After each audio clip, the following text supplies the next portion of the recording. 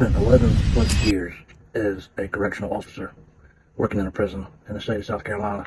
And I could always tell you within 30 seconds of the inmates getting off the bus whether they were going to be like a problem, whether they were going to break down mentally, physically, or whether they were going to just hold their own.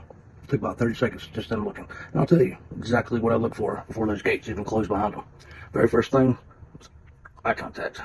If those guys, they step off the bus and they're trying to stare everyone down and trying to look like he's a killer, he's terrified. He's overcompensating.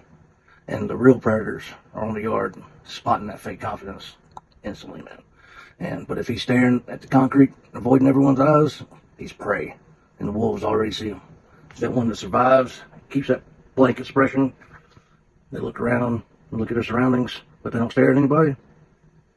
That's the one you gotta watch out for. The second thing that we watch for is the body language. And I can tell you so much about a person. If he's puffing his chest out, if he's puffing his chest out, talking loud, man, that's a massive red flag. He's trying way too hard already to fit in.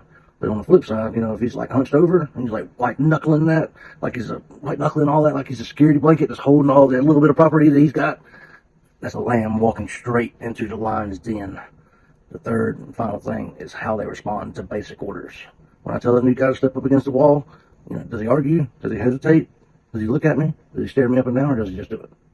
Because the guys who argue with the guards on day one are those guys that are going to argue with you on day two. It's just, and then day three and day four, and then just goes on and goes that. And that's when things get bloody at the big boy prison. Because those guys that argue are just nonsense. Within 60 seconds, we know exactly who's going to do their time quietly and who's going to add another 10 years to their sentence just by fighting everybody around them in every way possible. And if you had to walk into a maximum security prison tomorrow, do you think you can handle that? Think about it.